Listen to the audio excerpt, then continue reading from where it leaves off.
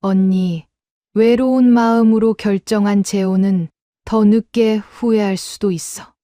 남편을 떠나보낸 뒤 9년 동안 저는 혼자 사는 법을 배우며 버텼습니다. 그래도 아픈 날도 저녁밥 앞에서도 사람 하나 없는 집에 들어설 때마다 마음이 무너지곤 했습니다. 그래서 늦게라도 기댈 사람이 생기면 괜찮아질 줄 알았습니다. 하지만 재혼 2달 만에 저는 그 집에서 아내가 아니라 눈치 보며 숨죽여야 하는 사람이 됐습니다. 대체 그 재혼 뒤에는 무엇이 기다리고 있었던 걸까요? 시작 전 구독과 좋아요로 함께 해주시고 어느 지역에서 듣고 계신지 댓글로 한 번씩만 남겨주세요. 그곳에 행복이 닿길 바라겠습니다. 그 집 현관문을 처음 열던 날이 지금도 생각납니다. 문 너머로 낡은 신발장이 보였고 왼쪽 벽에는 달력이 하나 걸려 있었습니다. 아무도 넘기지 않은 달력이었습니다. 몇 달치가 그냥 쌓인 채로요. 저는 그걸 보면서 이 집에 살림하는 손길이 얼마나 오래 없었는지를 짐작했습니다. 신발장 위에는 먼지가 얇게 앉아 있었고 현관 매트는 모서리가 말려 있었습니다. 누군가 오래 혼자 살았던 흔적이 그런 데서 먼저 보였습니다. 저는 그걸 보면서도 이상하게 마음이 놓였습니다. 이 집도 나처럼 오래 쓸쓸했구나 싶어서요. 그 생각이 얼마나 빨리 무너질지는 그때는 정말 몰랐습니다. 남편을 먼저 보낸 건 9년 전이었습니다. 병이 길었습니다. 처음 진단을 받던 날부터 마지막까지 3년 가까이 병원 다니는 일이 저희 부부의 일상이 됐습니다. 투병하는 동안에는 그래도 할 일이 있었습니다. 약 챙기고 주사 맞히고 식단 맞추고 병원 일정 관리하고 몸은 고됐지만 어디 집중할 때가 있었습니다. 그런데 남편이 가고 나니까 갑자기 아무것도 없어졌습니다. 챙겨야 할 사람도 걱정해야 할 일도 부지런히 움직여야 할 이유도 전부 한꺼번에 사라진 느낌이었습니다. 그 공백이 생각보다 훨씬 크고 무거웠습니다. 주변에서는 처음엔 자주 연락을 했습니다. 밥은 먹었냐? 잠은 자냐? 어디 아픈 데는 없냐? 그런데 1년이 지나고 2년이 지나면서 사람들도 제각각 자기 살림으로 돌아갔습니다. 당연한 일이었습니다. 저만 혼자 멈춰 있는 거였으니까요. 아들이 하나 있었지만 지방에 살았고 명절에나 올라왔습니다. 그나마도 바빠지면서 점점 뜸해졌습니다. 전화를 해도 바쁜 거 알면서 더 붙잡지를 못했습니다. 짧게 끊고 나면 그 뒤에 저녁이 더 길었습니다. 처음엔 혼자 사는 게 편한 줄 알았습니다. 아무도 신경 안 써도 되고 밥을 늦게 먹어도 뭐라는 사람이 없고 빨래를 며칠 쌓아둬도 눈치 볼 일이 없으니까요. 그런데 그게 편한 게 아니었습니다. 저한테 관심을 갖는 사람 자체가 없다는 거였거든요. 편하다고 느낀 게 아니라 사람 없는 생활에 익숙해진 것 뿐이었습니다. 그 차이를 한참 뒤에야 알았습니다. 익숙해진 것과 괜찮아진 건 다르다는 걸요. 아침이면 혼자 죽을 끓여 먹었습니다. 점심은 전날 남은 반찬으로 때우고 저녁엔 TV 소리라도 켜둔 채 밥숟갈을 들었습니다. TV에서 누가 떠들어야 밥상이 덜 쓸쓸했습니다. 그게 싫지는 않았습니다. 그냥 그런 생활이 됐습니다. 그런데 아픈 날이 문제였습니다. 감기만 걸려도 무릎이 쑤셔도 혼자 누워 있으면 이 방 안에 저밖에 없다는 게 그렇게 크게 느껴질 수가 없었습니다. 비가 오던 날이 있었습니다. 외출하려고 현관에 섰는데 우산이 없었습니다. 남편이 쓰던 건 오래전에 버렸고 제 것은 어디서 잃어버린지 기억도 안 났습니다.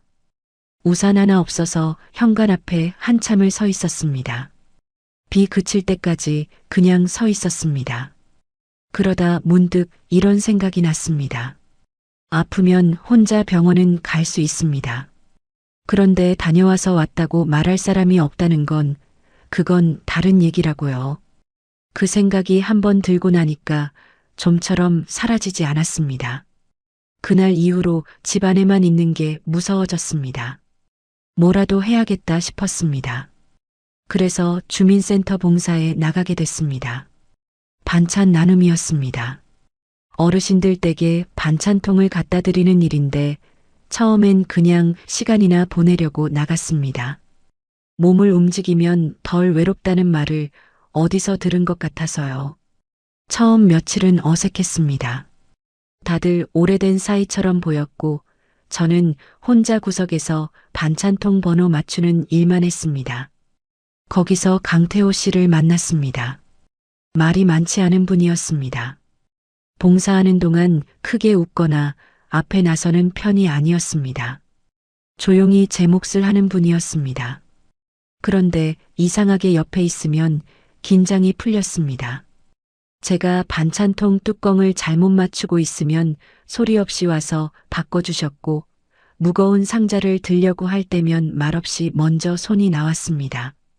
서툰 저를 눈치채도 뭐라 하지 않았습니다. 그냥 자연스럽게 옆에 있었습니다. 그런 사람이 얼마만인지 모르겠더라고요. 도와주면서 생색 안 내는 사람이요. 봉사가 끝난 날이면 같이 국수를 먹는 날이 생겼습니다. 처음엔 우연처럼 같은 방향이어서 걷다 보니 된 것이고 나중엔 그냥 당연한 것처럼 됐습니다. 국수 한 그릇 앞에 앉아서 태호 씨는 별 얘기를 다 꺼냈습니다. 세탁소를 하던 친구 이야기, 젊었을 때 공사판에서 밥 먹던 이야기, 딸이 열이 펄펄 끓던 날 밤새웠던 이야기. 특별한 이야기가 아니었습니다. 어디서나 들을 수 있는 평범한 얘기들이었습니다. 그런데 저는 그게 좋았습니다. 오랫동안 아무도 저한테 그냥 일상 이야기를 꺼내준 사람이 없었거든요. 걱정하거나 안부를 묻는 말 말고 그냥 자기 살아온 얘기를 편하게 늘어놓는 사람이요.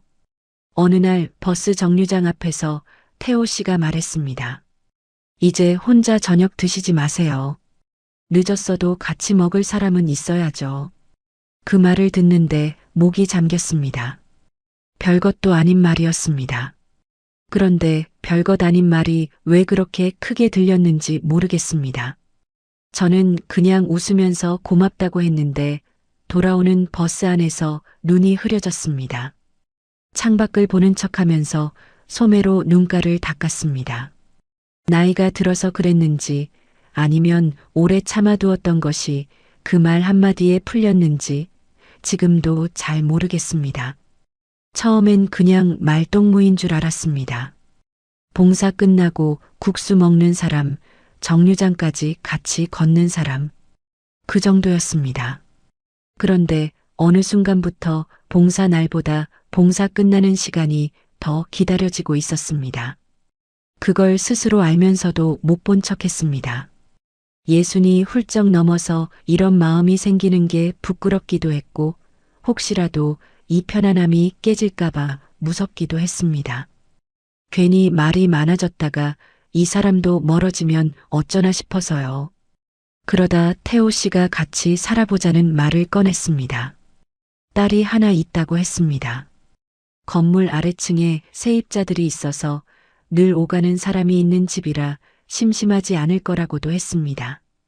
밥 2그릇 차리는 게 1그릇 차리는 것과 크게 다르지 않다고 그렇게 담담하게 말했습니다. 저는 그 말이 고마웠습니다. 거창하게 설득하려 들지 않아서요. 흔들리게 만드는 말을 잘 아는 사람처럼 굴지 않아서요. 저는 솔직히 말하면 오래 망설였습니다. 아들한테 어떻게 얘기하나 싶기도 했고 주변에서 뭐라 할까 싶기도 했습니다. 친구 하나가 이런 말을 했습니다. 언니, 외로운 마음으로 한 결혼은 더 늦게 후회할 수도 있다고요. 그 말이 마음에 오래 남았습니다. 남아있으면서도 저는 결국 그 손을 잡았습니다. 외로움은 아는데 방법을 모르는 것보다 늦더라도 한번 해보는 게 낫다고 생각했습니다. 이제 와 생각하면 그때 제가 원했던 건 딱 하나였습니다. 저녁밥 먹을 때 맞은편 자리에 사람이 있는 것. 그게 다였습니다. 그 작은 것 하나가 없어서 9년을 버텼고 그 작은 것 하나를 찾으려다 그 집 문을 열었습니다. 그리고 그 문을 연 순간부터 저는 아내가 아닌 다른 무언가가 돼가고 있었습니다. 그때는 몰랐습니다. 아직은요. 그 집 현관 앞에 서던 날, 왜 태호 씨 딸은 저를 보자마자 미소부터 거뒀을까요? 그때 그 표정이 무슨 의미였는지를 저는 너무 늦게 알았습니다. 혼인신고를 마치고 저는 태호 씨 상가주택 2층으로 들어갔습니다. 짐이라고 해봐야 옷 몇 벌, 그릇 몇 개, 약봉지 담아두던 작은 바구니, 그리고 오래된 앨범 하나였습니다. 이사라고 부르기도 민망한 짐이었습니다. 그걸 들고 계단을 오르는데 태호 씨가 앞에서 문을 열어줬습니다. 안으로 들어서니 창문 너머로 오후 햇살이 들어오고 있었습니다. 낡았지만 밝은 집이었습니다. 저는 그 빛을 보면서 잘됐다 싶었습니다. 그 마음이 얼마나 짧았는지는 나중에야 알았습니다. 처음 며칠은 괜찮았습니다. 아침에 같이 식탁에 앉아 된장국을 먹었습니다. 태호 씨는 국이 조금 짜도 맛있다고 했고 저는 그 말이 좋았습니다. 오랜만에 밥상 앞에서 맛있다는 소리를 들었거든요. 오후엔 상가 앞 화분에 물을 줬습니다. 태호 씨가 한동안 신경을 못 썼는지 화분 흙이 바싹 말라 있었습니다. 저는 물을 흠뻑 주면서 이런 것들을 내가 챙길 수 있겠다 싶었습니다. 저녁엔 아래층 세탁소에서 올라오는 세제 냄새를 맡으며 나란히 TV를 봤습니다. 별 대화가 없어도 옆에 사람이 있다는 것만으로 달랐습니다. 저는 그렇게 하루하루가 조금씩 괜찮아지고 있다고 생각했습니다.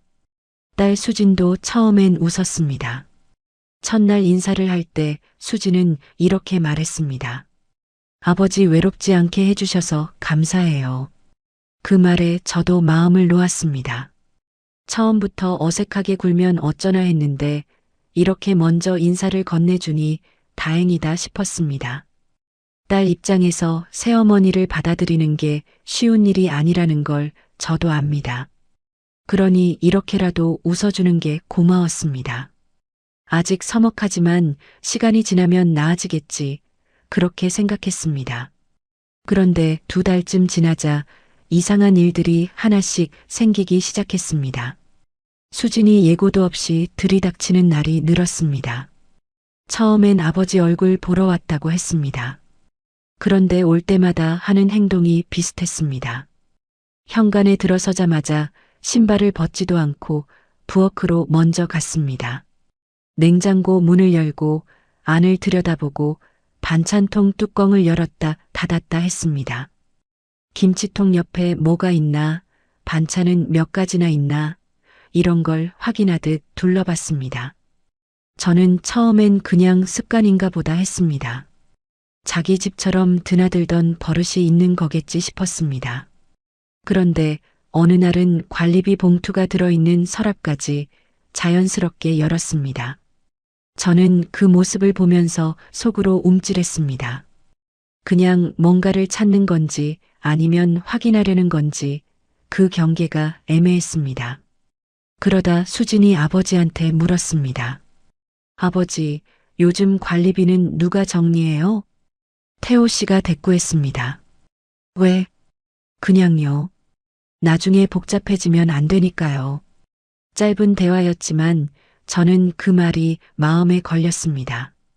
나중에 복잡해지면 안 된다는 게 제가 들어오고 나서 복잡해질 수 있다는 말처럼 들렸거든요. 아닐 수도 있다고 스스로 달랬습니다. 그냥 꼼꼼한 성격인가 보다고요. 사위 박정우는 더 노골적이었습니다. 아래층 세탁소 세입자분이 월세 입금 날짜를 확인하러 올라왔을 때였습니다. 저도 마침 거실에 있었는데 사위가 저를 보면서 말했습니다. 아주머니가 이런 돈 만지는 건 조심하셔야 해요. 저는 그 말을 듣고 얼굴이 굳었습니다. 세입자분도 있는 자리였습니다. 저는 돈을 만진 적이 없었습니다. 관리비 통장에 손 뗀 적도, 월세를 확인한 적도 없었습니다. 그냥 거실에 앉아 있었을 뿐입니다. 그런데 그 말이 나오는 순간 세입자분 눈빛이 미묘하게 달라졌습니다.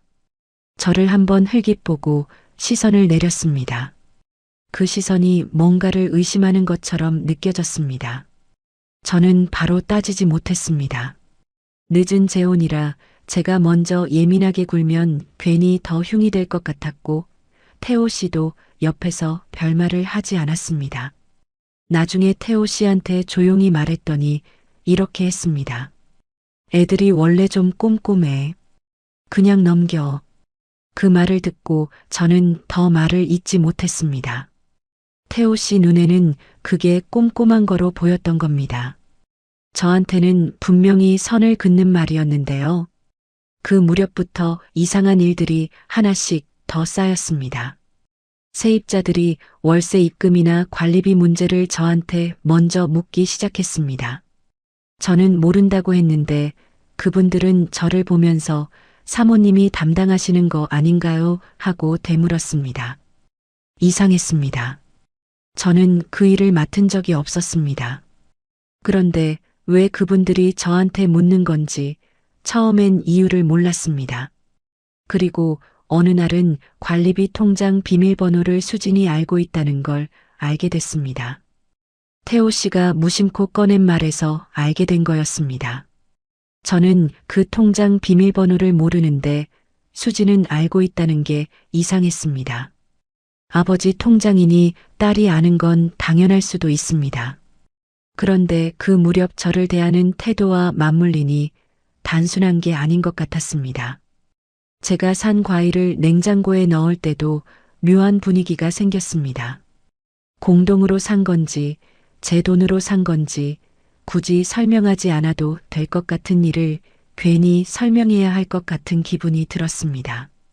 그 기분이 하루 이틀도 아니고 매일 쌓이니까 냉장고 문 여는 것도 눈치가 보이기 시작했습니다. 내가 사온 음식인데, 내가 쓴 돈인데 왜 이런 기분이 드나 싶었습니다. 그러다 수진이 현관 비밀번호를 바꾸자는 말까지 꺼냈습니다. 아버지한테 한 말이었지만 저도 있는 자리에서였습니다. 이유는 따로 말하지 않았습니다. 그냥 요즘 바꾸는 게 좋다고만 했습니다. 저는 그 말을 듣고 아무 말도 하지 않았습니다.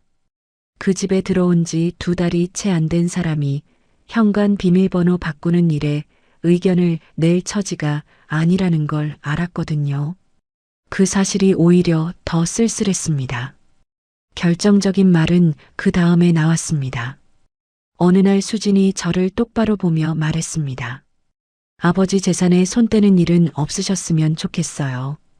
그 말을 듣는 순간 숨이 막혔습니다. 화가 나면서도 얼굴이 화끈거렸습니다. 저는 그 집에 제 짐을 풀고 밥을 하고 빨래를 개고 화분에 물을 주며 살았습니다. 태호 씨 밥상을 차리고 아래층 세입자분들 오면 인사하고 집안 구석구석 쓸고 닦았습니다. 그런데 수진 눈에 저는 재산에 손 뗄 수 있는 사람이었습니다. 경계해야 할 사람이었습니다.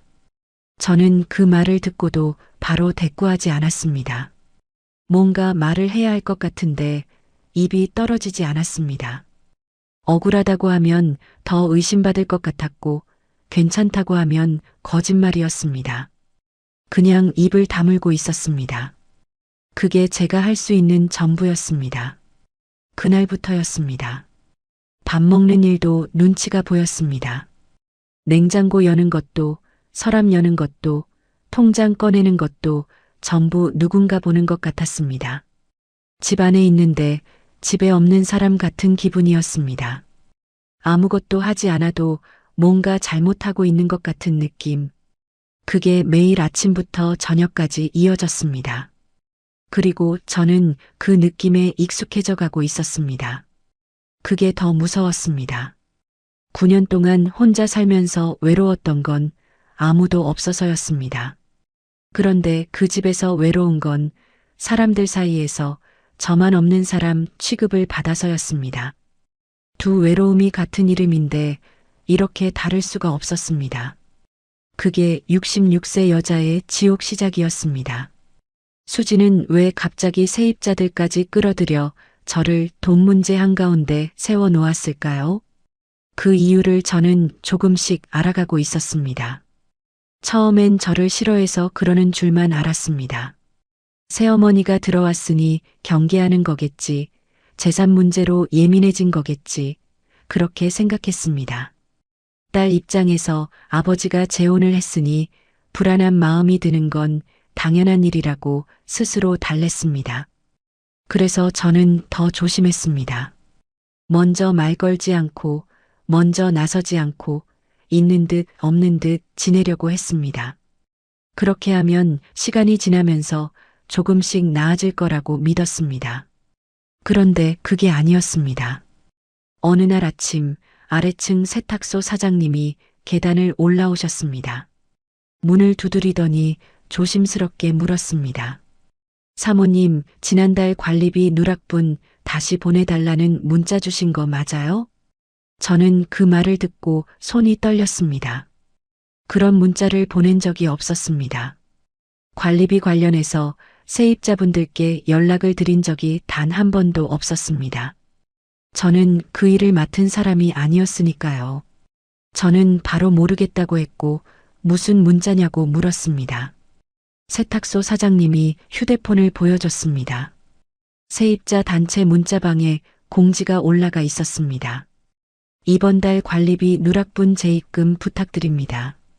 사모님, 보낸 번호를 확인해 봤습니다. 태호 씨 휴대폰 번호였습니다. 저는 그 번호를 보면서 잠깐 멍했습니다. 태호 씨 휴대폰으로 보낸 문자인데 보낸 사람 이름은 사모님이었습니다. 그 시간에 저는 2층에 있었고 태호 씨 휴대폰을 만진 적이 없었습니다. 그러면 누가 보낸 걸까요? 저는 그날 하루 종일 그 생각을 떨쳐낼 수가 없었습니다. 밥을 하면서도 빨래를 개면서도 자꾸 그 문자가 머릿속에 맴돌았습니다. 그리고 천천히 지난 일들을 되짚었습니다.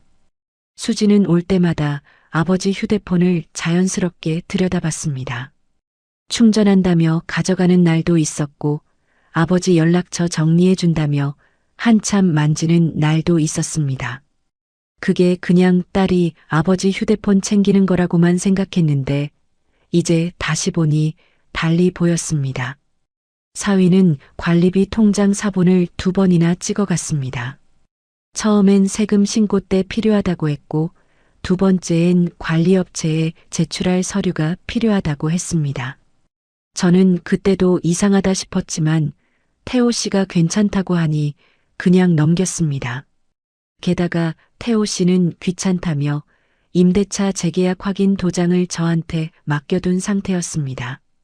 도장이 어디 있는지 아는 사람이 저였으니까 세입자들 눈엔 제가 건물 관리까지 같이 하는 사람처럼 보이기 딱 좋았습니다. 이 집에 들어온 지 2달밖에 안 된 사람이 어느새 건물 살림을 쥐고 흔드는 사람처럼 보이게 된 겁니다. 저도 모르는 사이에요. 그제야 윤곽이 잡혔습니다. 딸 부부 입장에서 저는 가장 편한 희생양이었던 겁니다. 늦게 들어온 새어머니, 건물 사정을 아직 다 모르는 사람, 가족도 아니고 오래된 사람도 아닌 사람. 문제가 생기면 새어머니가 건드렸다고 하면 그만인 구조였습니다. 세입자들도 저를 오래 알지 못하니 의심할 수 있었고 태호 씨도 딸 편을 들 가능성이 높았습니다. 저는 그 판에서 가장 힘이 없는 자리에 놓여 있었던 겁니다. 저는 바로 태호 씨한테 달려가지 않았습니다. 일단 문자 캡처를 저장했습니다. 그리고 세탁소 사장님께 그 공지를 받은 날짜와 시간을 메모해 달라고 부탁드렸습니다. 사장님은 영문을 모르면서도 꼼꼼하게 적어주셨습니다. 저는 그 메모를 받아들고 방으로 들어왔습니다. 태호 씨한테는 저녁에 조용히 말했습니다. 문자 캡처를 보여주며 분명하게 말했습니다. 이건 제가 보낸 게 아니에요. 그런데 태호 씨는 저를 믿기보다 먼저 한숨을 쉬었습니다. 그 한숨이 길었습니다. 그리고 말했습니다. 당신도 그냥 조심했으면 이런 말 안 나왔잖아. 저는 그 말을 듣고 한동안 아무 말도 못했습니다. 조심한다는 게 무슨 의미인지 몰라서가 아니었습니다. 저는 매일 조심하며 살았습니다. 냉장고 여는 것도 눈치 보고, 서랍 여는 것도 눈치 보고, 밥 한 끼 먹는 것도 눈치를 봤습니다. 그렇게 매일 숨죽이며 지냈는데 보내지도 않은 문자 때문에 제가 조심을 안 한 사람이 됐습니다. 저는 그 자리에서 더 말을 잇지 않았습니다. 따지면 제가 더 몰아붙이는 사람이 될 것 같았고, 울면 감정적인 사람이 될 것 같았습니다. 그냥 알겠다고 하고 방으로 들어왔습니다. 그날 밤 저는 오래 누워 있었습니다. 천장을 보면서 이 결혼이 어디서부터 잘못된 건지를 생각했습니다. 태호 씨가 나쁜 사람이라서가 아니었습니다. 딸 부부가 처음부터 저를 쫓아내려 했던 것도 그 순간엔 아직 확신할 수 없었습니다. 그런데 한 가지는 분명했습니다. 이 집에서 문제가 생겼을 때 제 편에 서줄 사람이 아무도 없다는 것이었습니다. 남편조차도요. 처음엔 단순히 딸이 예민한 줄만 알았습니다. 그런데 그제야 알았습니다. 저를 이 상황으로 끌고 들어온 건 수진 부부만이 아니라 끝까지 제 편에 서지 않는 남편이라는 거요. 믿어주지 않는 것과 모른 척하는 것은 다릅니다. 태호 씨는 모른 척하는 게 아니라 처음부터 딸 쪽이 편한 사람이었던 겁니다. 저는 그걸 인정하는데 그날 밤이 꼬박 걸렸습니다. 그래도 저는 바로 나가지 못했습니다. 혼인신고한 지 얼마 되지도 않았습니다. 또 실패했다는 소리를 듣고 싶지 않았습니다. 주변에서 그러니까 조심했어야지 할 것 같았고 아들한테도 걱정을 끼치고 싶지 않았습니다. 게다가 제가 먼저 문제를 만들었다는 말은 더더욱 듣고 싶지 않았습니다. 태호 씨가 맡겨둔 재계약 도장이 아직 제 손에 있는 상태였으니까요.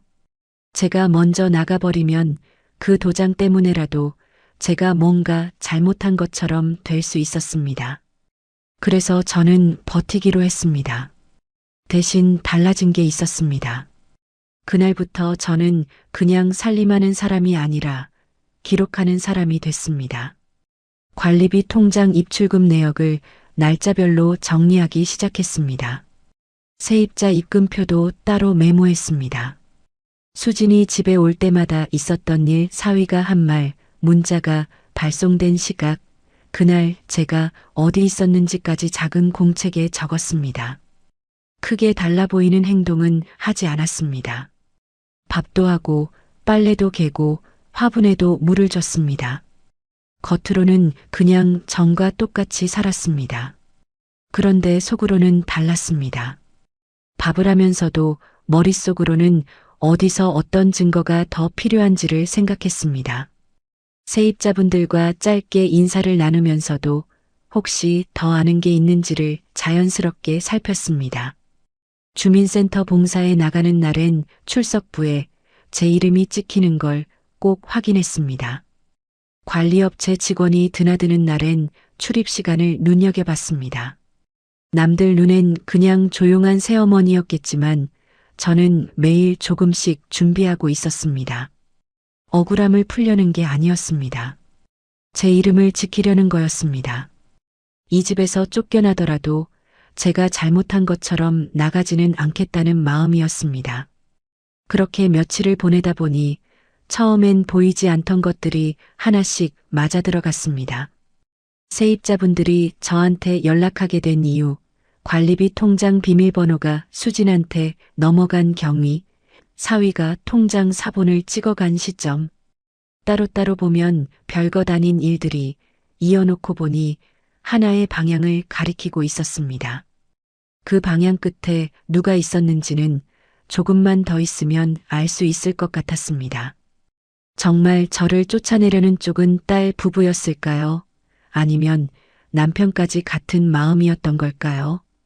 저는 그 답을 알고 싶었고 동시에 알고 싶지 않기도 했습니다. 결정적인 일은 상가 1층 세탁소 재계약 날 벌어졌습니다. 그날 아침 태호 씨는 서류 챙기는 게 귀찮다며 저한테 먼저 내려가 있으라고 했습니다. 재계약 확인 도장도 제 손에 있었고 서류 봉투도 제가 들고 있었습니다. 저는 별다른 생각 없이 봉투를 챙겨 1층 부동산 사무실로 내려갔습니다. 태호 씨가 곧 내려올 거라고 생각했습니다.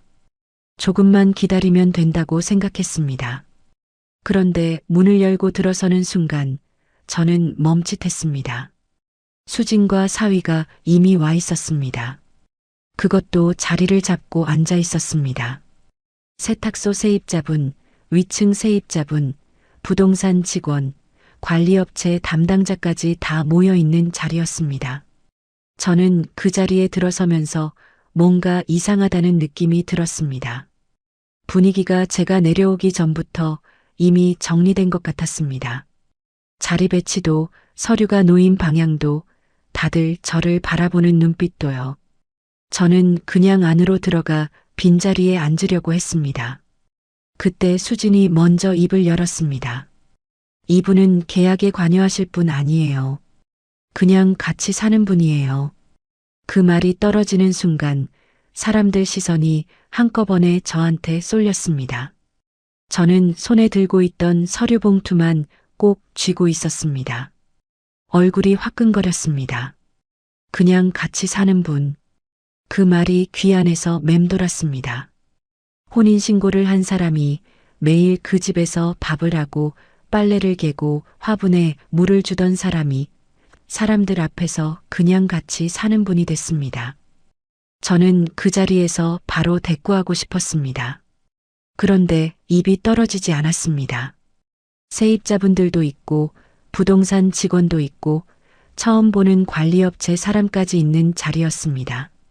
그 앞에서 제가 목소리를 높이면 어떻게 보일지가 먼저 생각났습니다. 감정적인 새어머니, 돈 때문에 끼어드는 여자.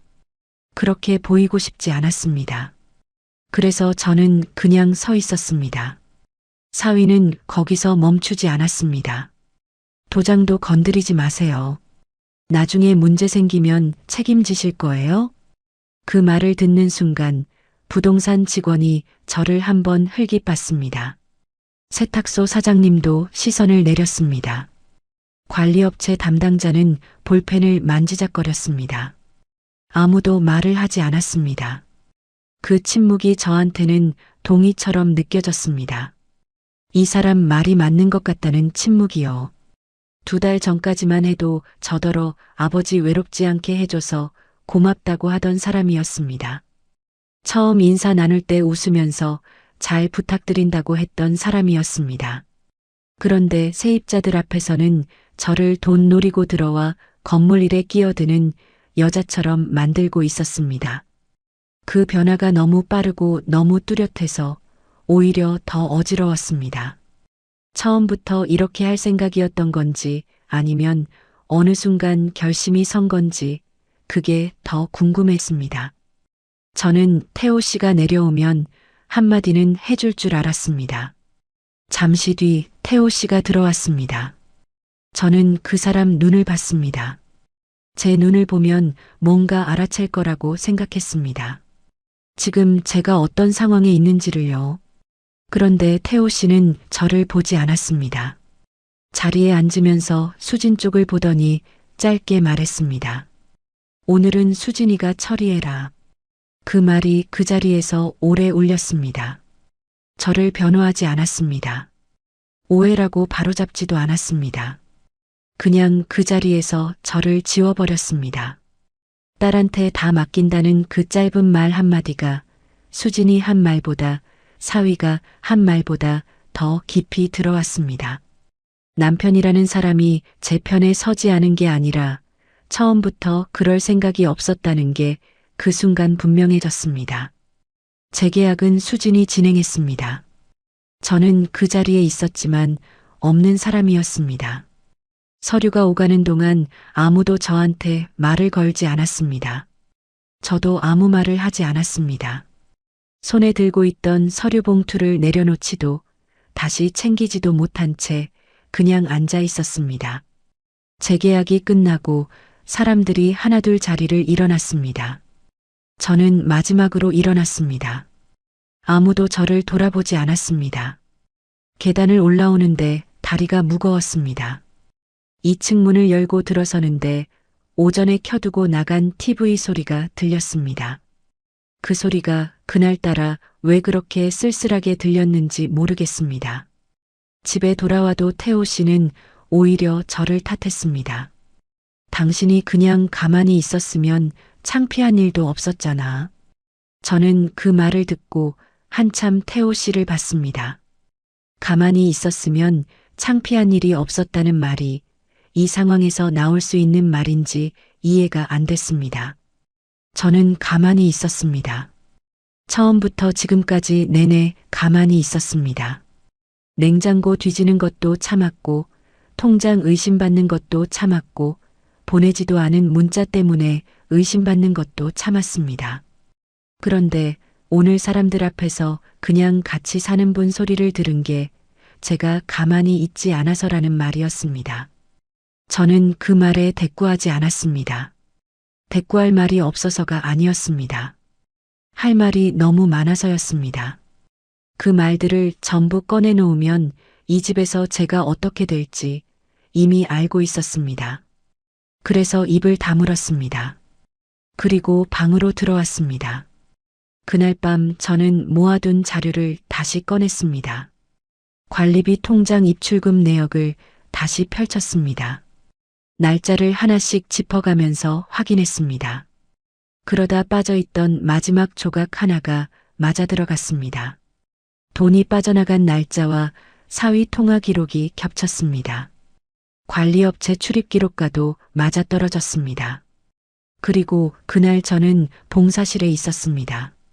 출석부에 제 이름이 찍혀 있는 그 시각에 돈이 빠져나가고 문자가 발송됐습니다. 저는 그 자료들을 다시 정리하면서 생각했습니다.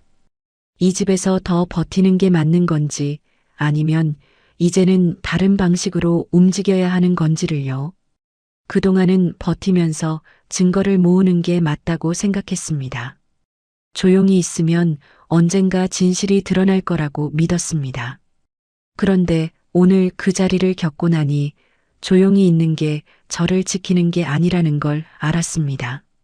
조용히 있으면 있을수록 저는 더 만만한 사람이 될 뿐이었습니다. 그래서 저는 결심했습니다. 다음 재계약 날까지 기다리기로 했습니다. 그 자리에는 세입자들도 오고 부동산 직원도 오고 관리업체 사람도 옵니다. 태호 씨도 있을 겁니다. 수진과 사위도 당연히 올 겁니다. 오늘 저를 그냥 같이 사는 분으로 만든 사람들이 전부 다 모이는 자리입니다. 그 자리에서 한 번에 꺼내기로 했습니다. 감정으로 터뜨리는 게 아니라 기록으로 말하기로 했습니다. 저는 그날 밤 자료를 봉투에 차곡차곡 넣었습니다. 계좌이체 내역, 세입자 단체 문자 캡처, 관리업체 출입 기록, 주민센터 출석부 사본. 하나씩 넣으면서 날짜 순서를 다시 맞췄습니다. 봉투를 닫고 나서 테이블 위에 올려뒀습니다. 그 봉투를 보면서 저는 처음으로 이런 생각을 했습니다. 이 집에서 제가 할 수 있는 일이 아직 남아있다고요. 오늘 사람들 앞에서 저는 그냥 같이 사는 분이 됐습니다. 그런데 며칠 뒤 그 자리에 있던 사람들 앞에서 저는 다른 사람이 될 겁니다. 처음부터 끝까지 기록한 사람, 조용히 준비한 사람, 끝내 자기 이름을 지켜낸 사람으로요. 관리비 통장에서 빠져나간 돈은 정말 제 이름으로만 덮어 씌우려던 걸까요? 그 답은 이미 제 봉투 안에 있었습니다. 저는 그날 밤 오래 앉아 있었습니다. 방 안에 불을 켜지 않았습니다. 창문 너머로 아래층 상가 불빛이 희미하게 들어왔습니다. 세탁소 불빛이었습니다. 저는 그 빛을 보면서 테이블 위에 봉투를 올려뒀습니다. 그리고 천천히 꺼내기 시작했습니다. 관리비 통장 입출금 내역, 세입자 입금표 사본, 문자 캡처, 관리업체 출입 기록, 주민센터 출적부 사본. 하나씩 펼치면서 날짜를 다시 맞춰봤습니다. 처음엔 따로따로 있던 것들이 한 줄로 이어지기 시작했습니다. 그 줄의 끝이 어디를 향하는지 이제는 더 이상 모른 척할 수 없었습니다. 관리비 통장에서 빠져나간 돈은 제 계좌가 아니었습니다. 사위 박정우 계좌로 흘러가 있었습니다. 명목은 건물 수리비 선지급이었습니다. 그런데 실제 수리 내역이 없었습니다.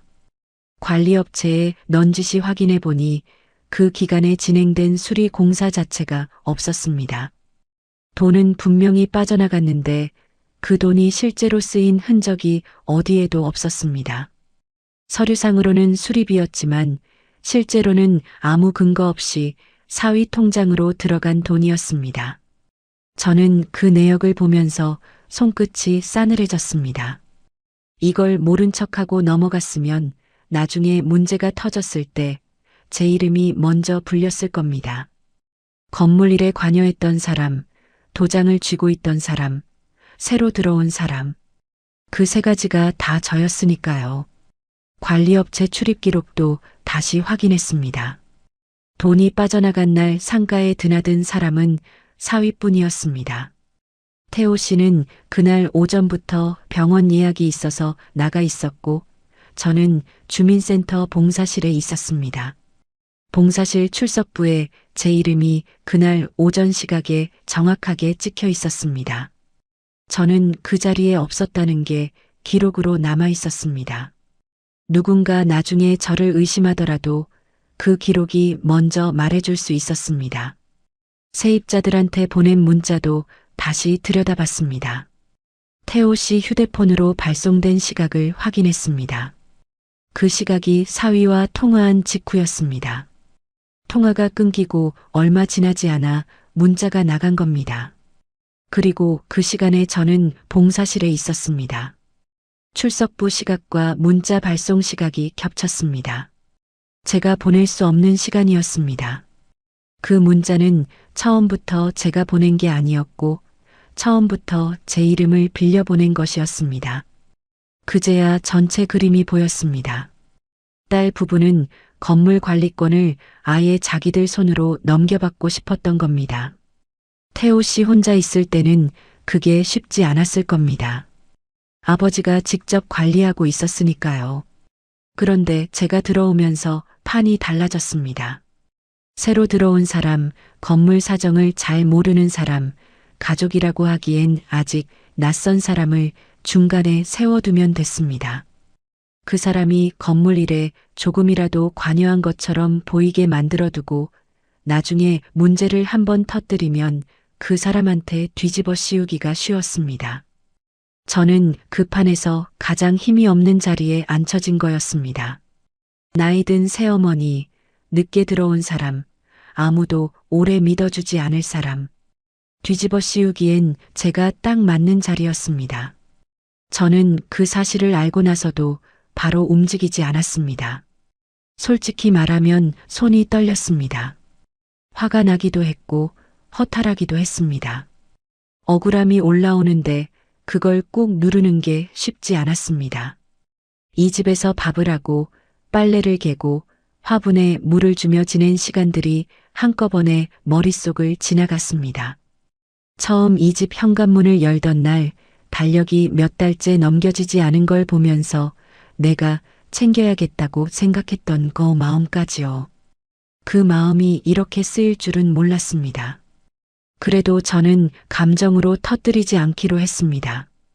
울거나 소리를 지르면 제가 지는 겁니다. 예민한 새어머니, 분란을 일으키는 사람이 될 뿐이었습니다. 저는 그렇게 기억되고 싶지 않았습니다. 제 이름을 더럽히지 않고 지켜내는 것, 그게 제가 이 집에서 할 수 있는 마지막 일이었습니다. 그러려면 자리가 필요했습니다. 세입자도 있고 부동산 직원도 있고 태호 씨도 있고 수진과 사위도 있는 자리, 그 자리에서 한 번에 꺼내야 했습니다. 마침 며칠 뒤 세입자 재계약 날이 잡혀 있었습니다. 저는 그날까지 기다리기로 했습니다. 그 사이에 빠진 자료가 있는지 다시 꼼꼼히 확인했습니다. 계좌이체 내역을 다시 출력했고 문자 캡처를 날짜별로 정리했습니다. 관리업체 출입 기록은 담당자한테 직접 연락해서 공식 확인서를 받아뒀습니다. 주민센터 봉사실 출석부 사본도 따로 챙겼습니다. 겉으로는 전과 똑같이 살았습니다. 밥도 하고 빨래도 개고 아침에 화분에도 물을 줬습니다. 아무도 제가 준비하고 있다는 걸 몰랐을 겁니다. 그리고 마지막으로 하나가 더 있었습니다. 사위가 수진과 통화하는 걸 우연히 녹음한 파일이었습니다. 제가 의도해서 한 게 아니었습니다. 어느 날 사위가 집에 와서 거실에서 전화를 걸었는데 부엌 문이 열려 있어서 목소리가 다 들렸습니다. 뭔가 이상한 느낌이 들어서 조용히 휴대폰 녹음을 켰습니다. 사위는 이렇게 말했습니다. 새어머니 쪽으로 몰고 가면 된다고요. 아버지는 어차피 우리 편이고 세입자들은 아직 새어머니를 잘 모르니까 한 번만 흔들면 된다고요. 저는 부엌에서 그 말을 들으면서 숨을 참았습니다. 손이 떨렸지만 녹음을 끄지 않았습니다. 그 파일을 마지막으로 봉투 안에 넣었습니다. 재계약 날이 됐습니다. 세탁소 세입자분, 위층 세입자분, 부동산 직원, 관리업체 담당자, 수진과 사위, 그리고 태호 씨까지 다 모인 자리였습니다. 저는 평소보다 조금 일찍 내려갔습니다. 자리에 앉으면서 서류 봉투를 테이블 위에 조용히 올려뒀습니다. 아무도 그게 뭔지 몰랐습니다. 수진은 저를 한번 보더니 시선을 돌렸습니다. 사위는 부동산 직원과 얘기를 나누고 있었습니다. 수진이 먼저 말을 꺼내려는 순간 제가 먼저 입을 열었습니다. 오늘은 저도 할 말이 있습니다. 회의실 분위기가 바로 굳었습니다. 수진이 저를 봤습니다. 사위도 저를 봤습니다. 태호 씨는 잠깐 눈을 깜빡였습니다. 저는 그 시선들을 천천히 받아내면서 봉투를 열었습니다. 손이 떨리지 않았습니다. 이상하게 그 순간만큼은 아주 차분했습니다. 첫 번째로 계좌이체 내역을 꺼냈습니다. 관리비 통장에서 빠져나간 금액과 날짜, 그리고 입금된 계좌번호 일부를 보여줬습니다. 수리비 명목으로 나간 돈이 실제 수리 내역 없이 사위 계좌로 들어간 것을 관리업체 확인서와 나란히 올려놓았습니다. 사위 얼굴이 굳기 시작했습니다. 수지는 시선을 테이블 아래로 내렸습니다. 두 번째로 세입자 단체 문자 캡처를 꺼냈습니다. 발송 시각과 제가 봉사실에 있었다는 출석부 사본을 나란히 올려놓았습니다. 제가 그 문자를 보낼 수 없었던 시간이라는 걸 숫자와 기록이 말해주고 있었습니다. 세탁소 사장님이 그 캡처를 보면서 천천히 고개를 끄덕였습니다. 그분도 그제야 뭔가를 짐작하는 눈빛이었습니다. 세 번째로 관리업체 출입기록 확인서를 꺼냈습니다. 돈이 빠져나간 날 상가에 드나든 사람이 사위뿐이었다는 공식 기록이었습니다. 부동산 직원이 그 서류를 집어들고 잠시 들여다봤습니다. 관리업체 담당자는 자기가 발급해준 확인서를 보면서 눈을 내리깔았습니다. 아무도 말이 없었습니다. 그 침묵이 아까와는 달랐습니다. 아까의 침묵은 저를 모른 척하는 침묵이었고 지금의 침묵은 무언가를 받아들이는 침묵이었습니다. 그리고 마지막으로 녹음 파일을 재생했습니다. 새어머니 쪽으로 몰고 가면 된다는 사위 목소리가 그 자리에 울려 퍼졌습니다. 아버지는 어차피 우리 편이라는 말도 세입자들은 아직 새어머니를 모른다는 말도 전부 다 들렸습니다. 수지는 입술이 바짝 말랐습니다. 사위는 시선을 어디 둬야 할지 모르는 것 같았습니다. 세입자분들은 서로 눈치를 봤습니다. 부동산 직원은 들고 있던 볼펜을 내려놓았습니다. 태호 씨는 고개를 숙였습니다. 저는 임대차 재계약 도장을 테이블 위에 올려놓고 조용히 말했습니다. 이제부터 저는 이 건물 일에 손대지 않겠습니다. 대신 제 이름으로 뒤집어 씌운 일은 끝까지 바로잡겠습니다. 그 말을 하는 동안 목소리가 떨리지 않았습니다. 오래 참은 것이 그 순간 단단함이 됐는지도 모르겠습니다. 수지는 아버지를 걱정해서 그랬다고 했습니다. 사위는 오해가 있었다고 했습니다. 그런데 그 말들이 더 이상 저한테 닿지 않았습니다. 변명은 기록 앞에서 힘이 없었습니다. 태호 씨는 그날 처음으로 고개를 들지 못했습니다. 딸 편을 들어주던 그 사람이 막상 기록 앞에서는 아무 말도 하지 못했습니다. 저는 그 모습을 보면서 이상하게 아무 감정도 올라오지 않았습니다. 화가 나지도 않았고 측은하지도 않았습니다. 그냥 멀리서 보는 것 같았습니다. 오래 기다렸던 순간인데 막상 그 자리에 오니 생각보다 담담했습니다. 판은 분명 뒤집혔습니다. 그런데 이상하게 마음이 시원하지 않았습니다. 억울함은 풀렸는데 그 자리에 남은 게 홀가분함이 아니라 차가운 고요함이었습니다. 이 집에서 이겼다는 생각보다 이 집에서 이렇게까지 싸워야 했다는 사실이 더 크게 남았습니다. 저녁밥 먹을 때 맞은편 자리에 사람이 있으면 좋겠다고 들어온 사람이 증거를 모으고 녹음을 챙기고 공식 확인서를 떼야 했습니다. 그게 슬펐습니다. 이긴 것보다 그게 더 오래 남았습니다. 판은 뒤집혔지만 그 집에서 제가 더 살아야 할 이유가 정말 남아 있었을까요? 저는 그 답을 이미 알고 있었습니다. 그날 밤 짐을 싸면서요. 사건 이후 며칠이 지났습니다.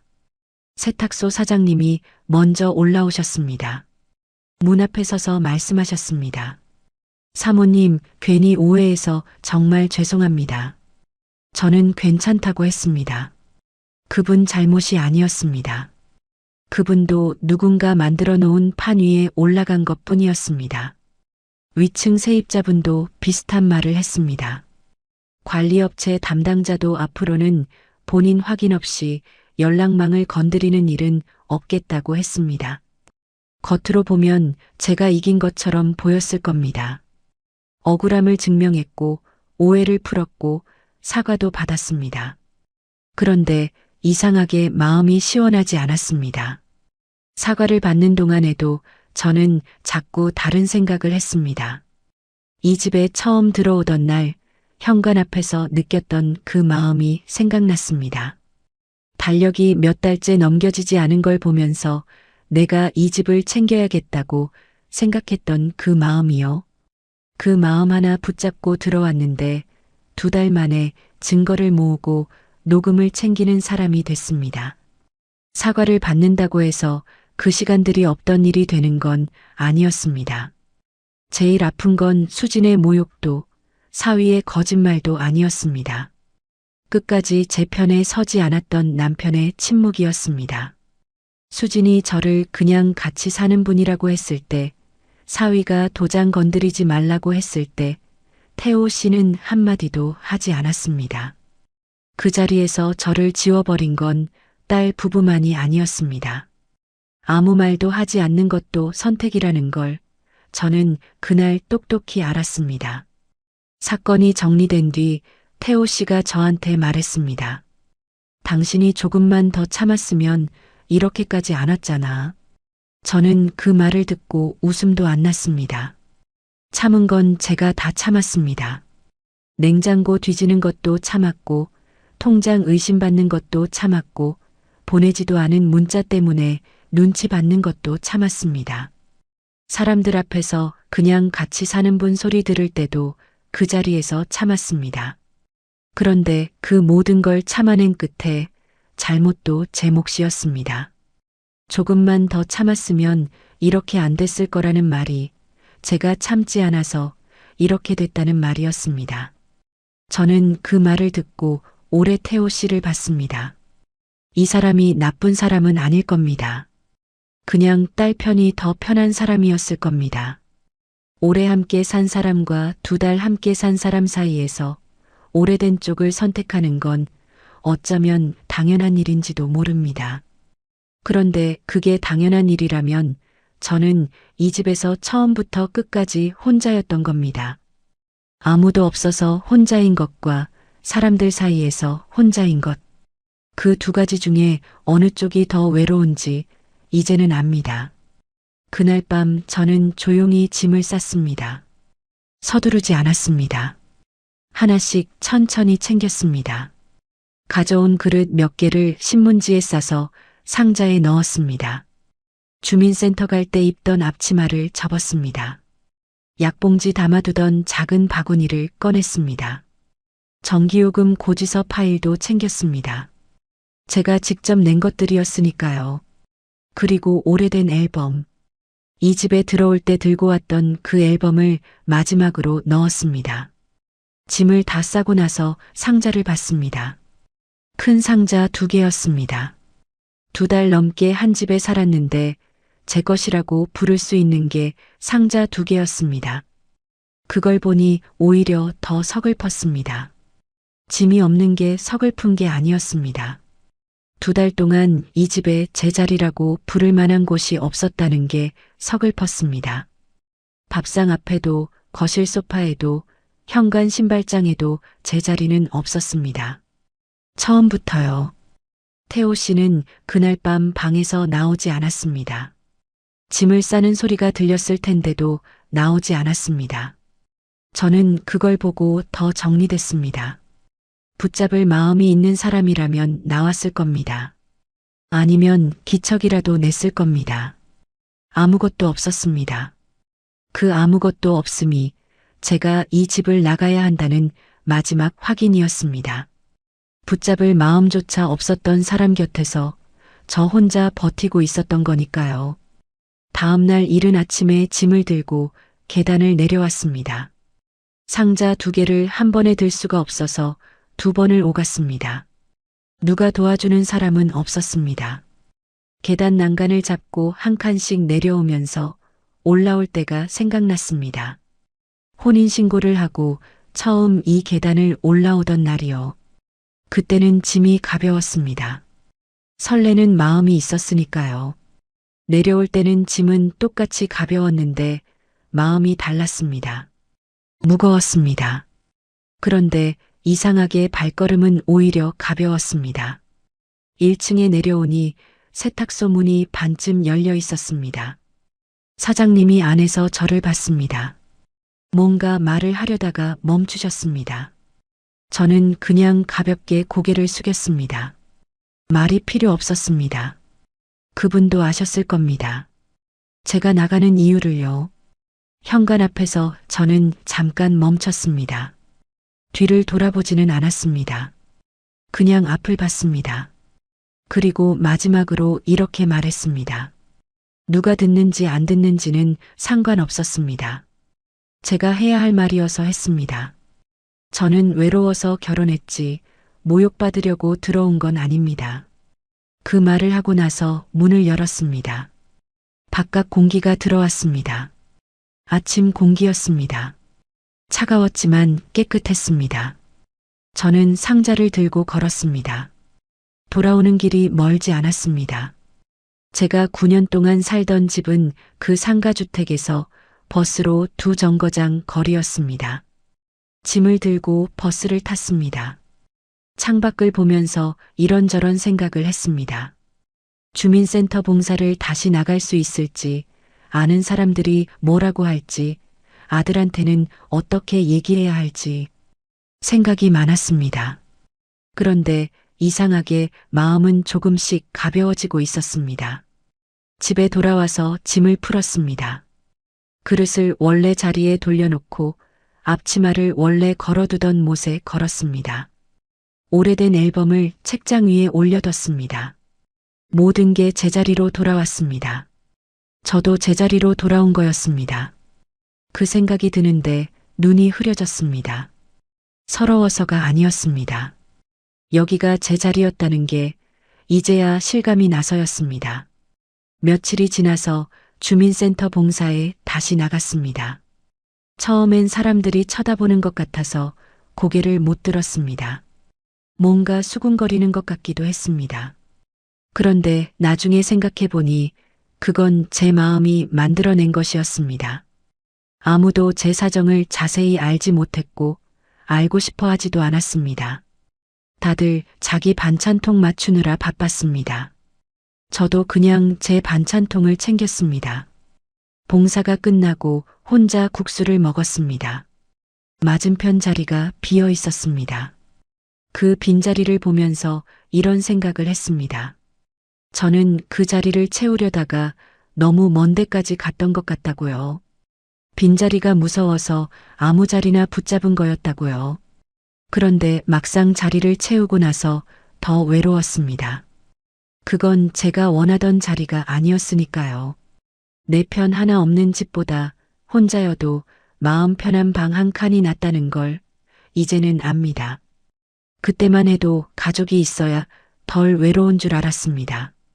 가족이라는 말이 외로움을 막아주는 줄 알았습니다. 그런데 이제는 압니다. 가족이라는 이름이 있어도 내 편이 아닌 사람과 사는 건 혼자 사는 것보다 더 고립될 수 있다는 걸요. 외로움은 사람의 숫자로 채워지는 게 아니었습니다. 그 사람이 진짜로 내 편인지 아닌지가 더 중요했습니다. 늦게 배웠지만 그래서 더 분명히 알게 됐습니다. 저는 쫓겨난 게 아닙니다. 딸 부부가 저를 내쫓은 게 아닙니다. 태호 씨가 저를 내보낸 것도 아닙니다.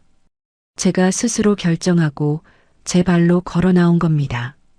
그 차이가 저한테는 중요했습니다. 작은 차이처럼 보일 수 있지만 그 차이가 제 존엄을 지켜줬습니다. 쫓겨난 사람과 나온 사람은 다릅니다. 저는 나온 사람입니다. 늦은 사랑보다 더 늦으면 안 되는 건 내 자리를 스스로 지키는 일이었습니다. 그걸 이제는 압니다. 조금 늦게 알았지만 그래도 알았습니다. 그걸로 충분합니다. 끝까지 들어주셔서 감사합니다. 구독과 좋아요는 다음 이야기를 이어갈 힘이 됩니다. 그리고 주인공에게 한 줄 응원을 댓글로 남겨주시면 그 마음까지 함께 전해두겠습니다.